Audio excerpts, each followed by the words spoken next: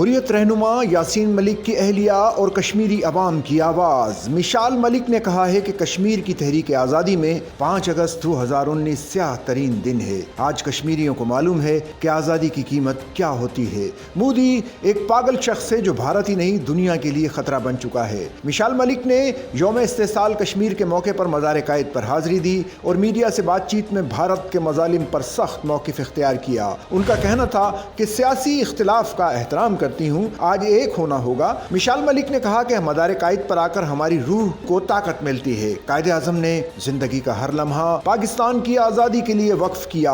कायद आज़म ने कश्मीर को पाकिस्तान की शहरक कहा था। उन्होंने कहा कि भारत पाकिस्तान में दहशतगर्दी की कार्रवाइयों में मसरूफ है। पाकिस्तान में रॉ का नेटवर्क फैला हुआ है। भारत ने जंग में भी शहरी आबादी को निशाना बनाया। अल्लाह ने मार्काए हक में पाकिस्तान को फतह अता फरमाई। भारत ने पहलगाम फॉल्स फ्लैग ऑपरेशन का इल्जाम पाकिस्तान पर लगाया और जंग छेड़ी। उन्होंने कहा कि भारत ने तमाम हुर्रियत क़यादत को या तो शहीद कर दिया या जेलों में डाल दिया है और यासीन मलिक को भी फांसी देने की साजिश की जा रही है। उन्होंने कहा कि भारत अक़लियतों के खिलाफ कवानीन मंजूर कर रहा है। भारत का असल चेहरा बेनकाब हो चुका है और आलमी सतह पर तस्लीम किया जा रहा है कि असल मसला कश्मीर है। उन्होंने कहा कि जब तक कश्मीरी अवाम को हक की खुद इरादियत नहीं दिया जाता, मसला कभी हल नहीं हो सकता। इस मौके पर यासीन मलिक की बेटी रज़िया सुल्तान ने भी मीडिया से गुफ्तगू की और जज्बाती अंदाज में कहा कि मैं अपने बाबा से कई बरसों से नहीं मिल सकी हूँ। मोदी क्या समझता है कि वो मेरे बाबा को लटका सकता है?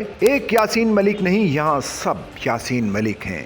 सच्चल न्यूज़ नेटवर्क की वीडियोस में खुश आमदेद। नाजरीन, वीडियो से मुतालिक अपनी कीमती राय का इजहार कमेंट बॉक्स में ज़रूर करें और चैनल को सब्सक्राइब करें।